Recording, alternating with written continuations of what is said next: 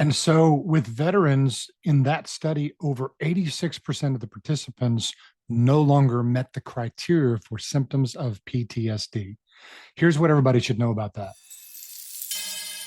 Welcome to Reforged, a podcast by the Authentic Masculinity Project, a place where we have raw conversation about modern masculinity, capacity, complexity, integration, and authenticity.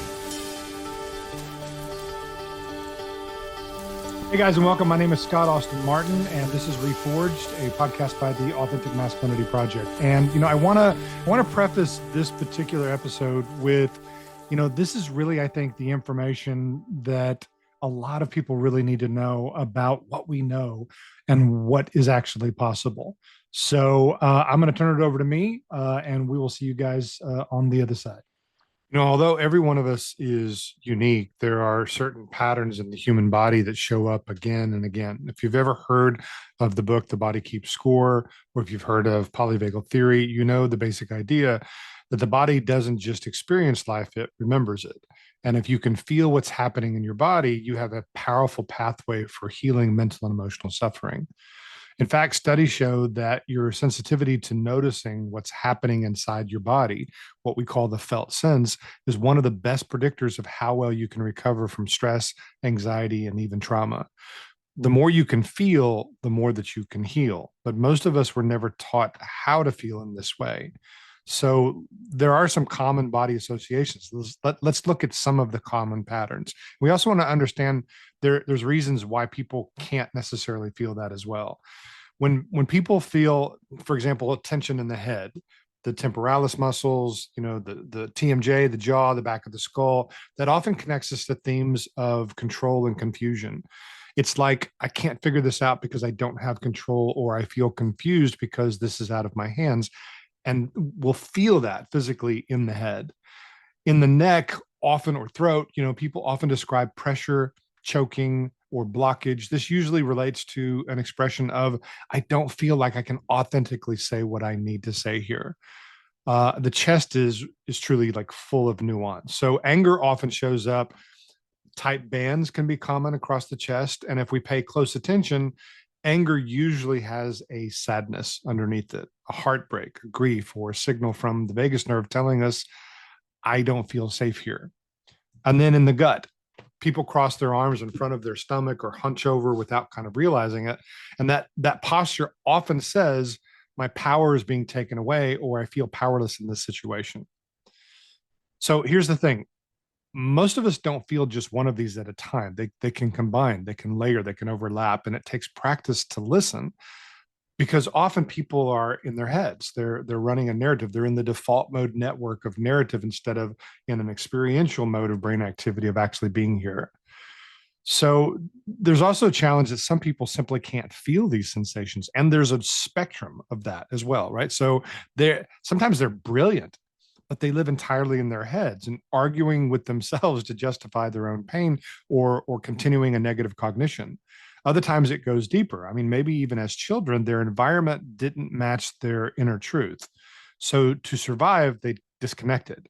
They shut off certain receptors in their body so they wouldn't feel the pain of that mismatch. We call this disassociation.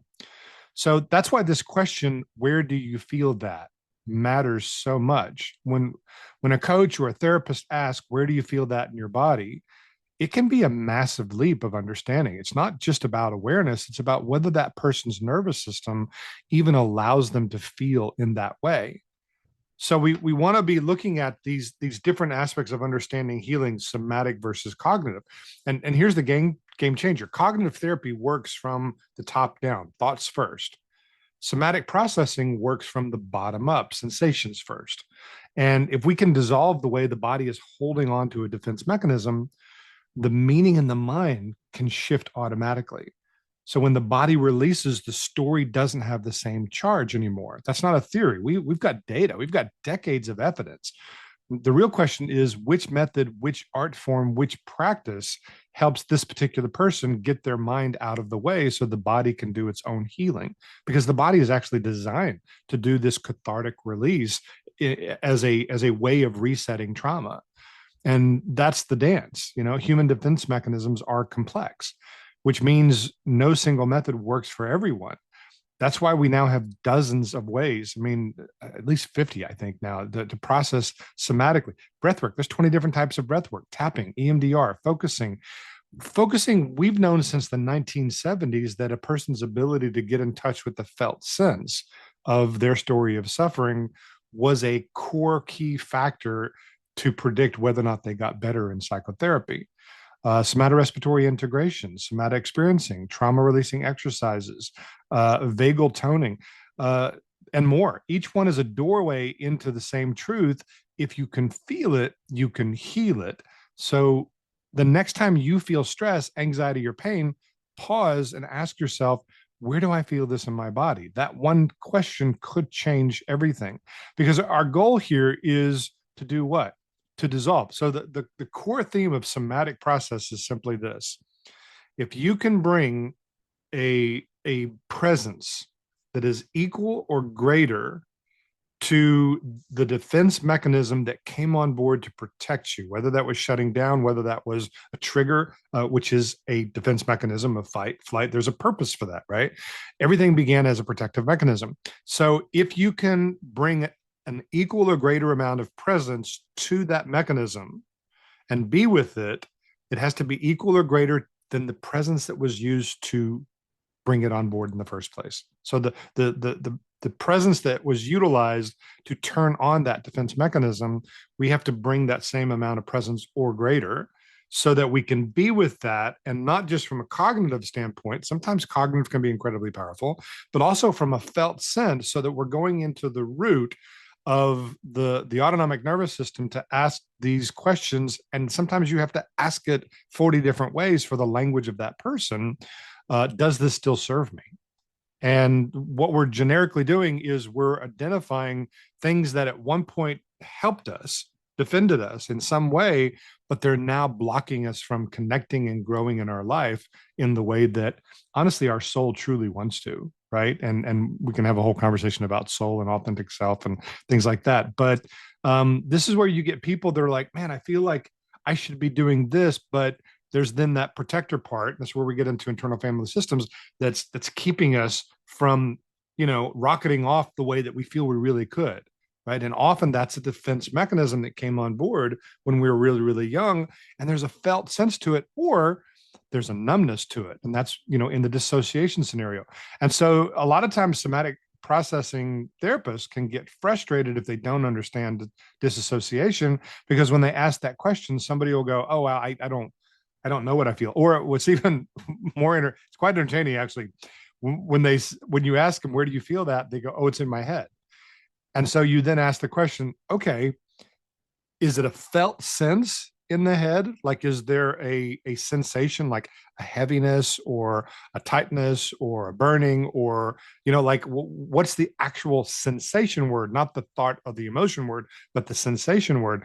And for an individual that's normally in their head or is disassociated, you'll, especially the people that aren't quite completely disassociated and they can't actually feel, you'll see them kind of cross their eyes almost, because they just shifted from default mode narrative into experiential mode of felt sense. It's a different experience. It's like they just moved out of 2 dimensions and were introduced to a 3rd dimension that went from a flat piece of paper to a cube. And now there's an entire way to potentially experience your reality that most people simply aren't really trained or conditioned or just familiar with doing, because there's so much mental stimulation in our current world that we don't have to leave the cognitive world. And so people that are incredibly brilliant they're living a story about their life instead of actually living in their life. And this is why us, understanding this spectrum of mental health is so important. We can work with thoughts, we can work with emotions, and most importantly, the part that is missing for a lot of people is working with somatic. But at the same time, there are ways to work with somatic that open up how cognitive behavioral therapy works, where we can, go in and do internal family system work, where we ask questions about what is true and negotiate with the different parts of ourselves.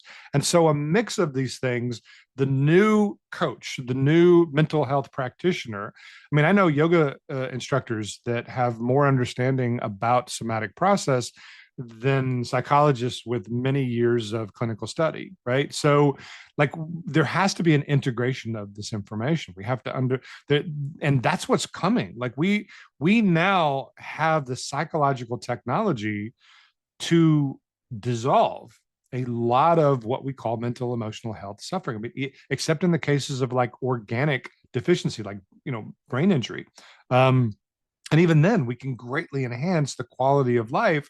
We just have to dance with the defense mechanisms that are there, and we have to get past stigma. I mean, it's kind of like we have to be able to raise the hood to look at the engine, and we need to be discussing these mechanisms so people can understand it.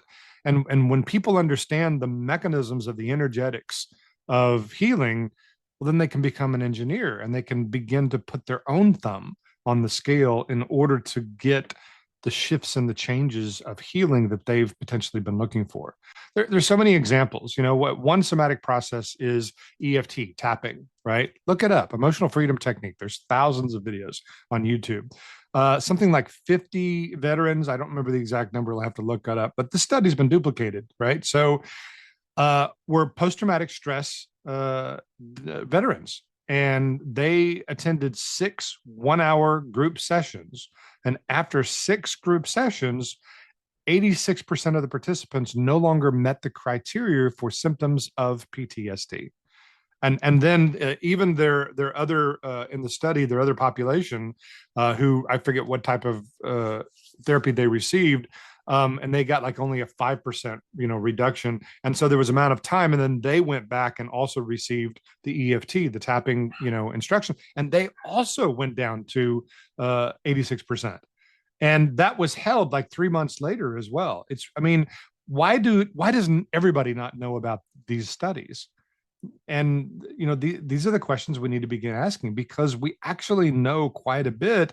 It's just that from its inception, its research, or what we actually know, and its delivery into mainstream, there's just such a gap. I mean, focusing, we knew about the felt sense in the 1970s. How many years is that?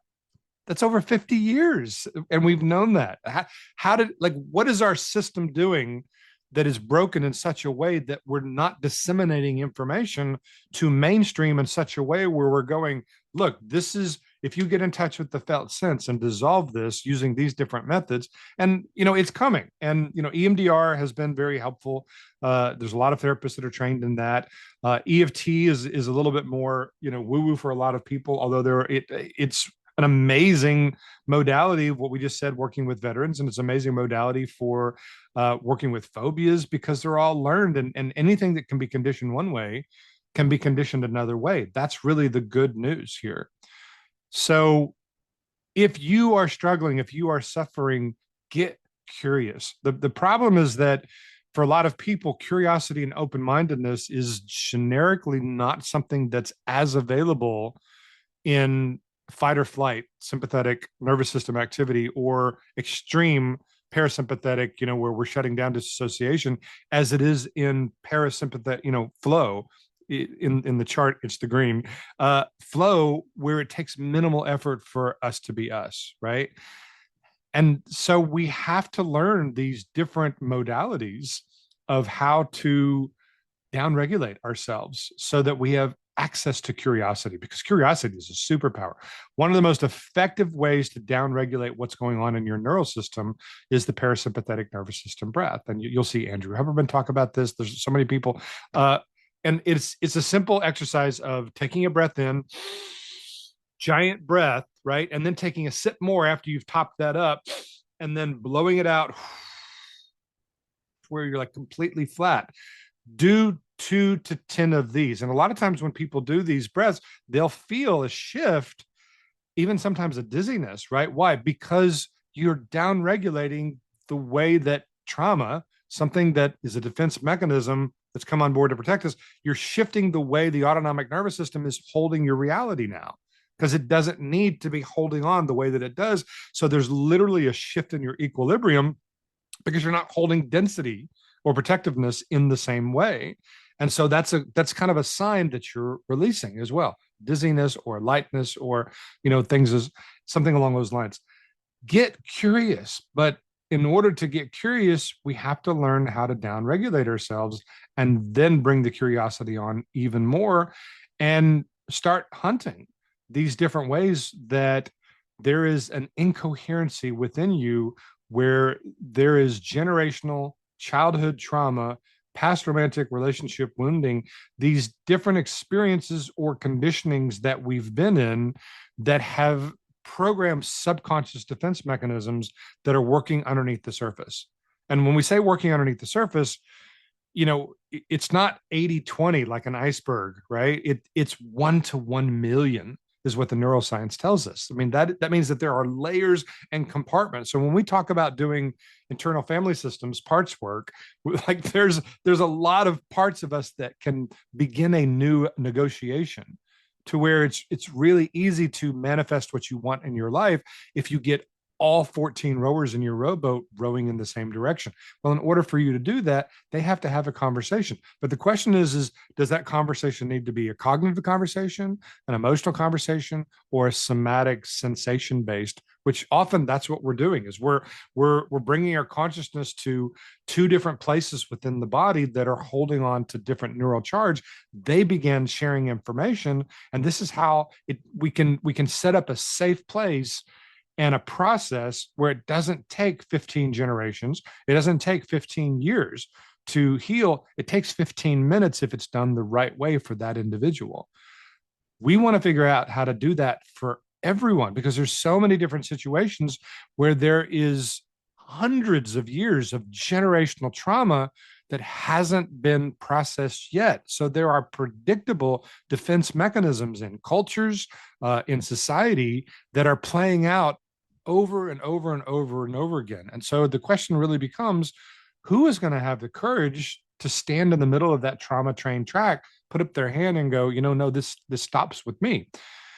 The problem is that evolution isn't really about enlightenment. Evolution is about, survival of the fittest that can make it to procreation. And so this is why so much of this can get hacked in these different ways, because we're geared for, one, not the other. And, their spirituality can change that for a lot of people, but bringing and having a discussion about this and saying, look, we have to transcend what feels normal for us, because often what feels normal for us is just simply neurons that fire together, wire together. And when we have social norms of trauma, which is what we have at the moment, then everybody's feeling that, and nobody's bringing attention to the fact that maybe society should not be feeling that. To be normal in a profoundly dysfunctional society is not a measure of health. I think Jay Krishnamurti, wrote that. So get curious. Number one, set yourself up for success. Learn how to process your own autonomic nervous system in such a way that you put yourself in a state of being where curiosity is actually accessible, where you actually have an open mind and an open heart. Because if you're triggered and you're in fight or flight, you're not curious. You're now we're engaging in behaviors like the Gottman in relationships talk about, contempt, criticism, defensiveness, stonewalling. These things become quite common in society. Okay, guys, I hope this has been enlightening for you. We will see you in one of the next videos. All my love. Take care. Thank you for listening to Reforged. Remember to like and subscribe for more.